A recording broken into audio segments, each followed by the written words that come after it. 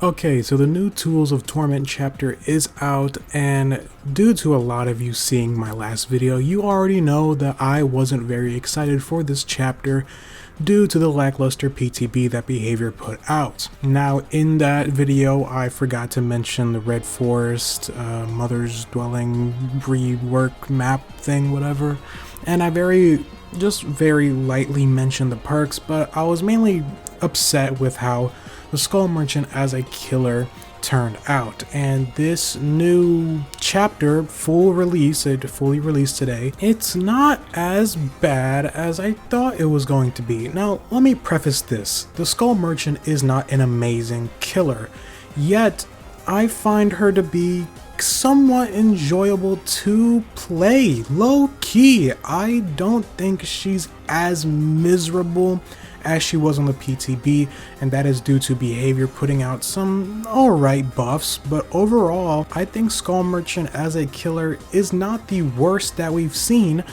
but again, she needs some tweaking to be genuinely good. Now, as a survivor, playing against the Skull Merchant is kind of fun because her drones kind of bring in this secondary objective that survivors can pick and choose whether or not to interact with.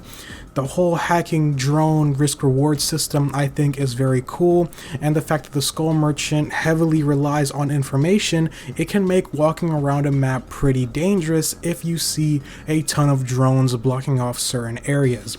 As far as her drones being completely useless, she can still utilize them to go undetectable and kind of tap into her slight stealth mechanic part of her kit. She is kind of a stealth killer when you use the drones to, force that undetectable status effect, not to mention that there is an add-on for the drones that makes survivors oblivious once they enter the active range, and due to some very well placed sound cues, the Skull Merchant is a very good information killer.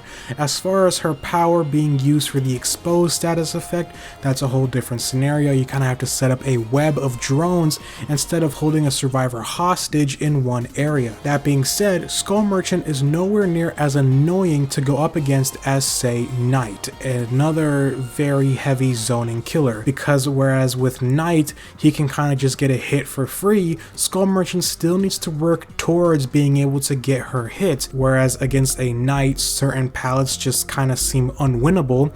Skull Merchant still has to work towards getting that hit. I actually find playing against a Skull Merchant a lot more fun than I would playing against a Knight, and that already gives her some points against him. Again, her design is very lackluster, her perks are nothing to write home about, and her add-ons, while good, are kind of needed to get any type of result. All in all, I think the Skull Merchant is a lot better than she was in the PTB. She's still not great, but I think that Behavior is taking the right steps to making her an alright killer. I can definitely see myself playing her from time to time. As far as liking her so much that I'm gonna main her, I highly doubt it. As far as the survivors go, I like both of them. I like Ronaldo more than Thalita just because his perks are a little bit better. The new map I haven't been able to play, but I was able to play some of that new Red Forest, and I gotta say, they knocked it out of the park. The Red Forest looks amazing. I think it's one of my most favorite looking maps now in this new rollout of reworked maps. And I'm finding myself enjoying this chapter a lot more than I thought I was. Take that how you will. I know that there's a lot of people that are still upset that this chapter even got released in the state that it's in, with the Skull Merchant being a lackluster killer in the eyes of many, but I still see how she can be pretty fun to play, and even though she's not very strong, she is very annoying to go up against in just she has so much information at the palm of her hand. Because at the end of the day, the Skull Merchant is mainly just an information killer with an exposed kind of play style on top of that. She's like Sadako, where she's mainly a stealth killer, but the Condemned is kind of like the cherry on the top.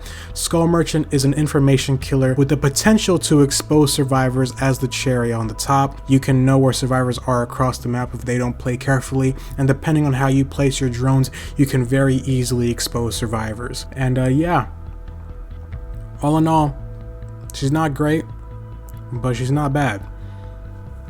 I'm having fun at least. I don't know about the rest of you.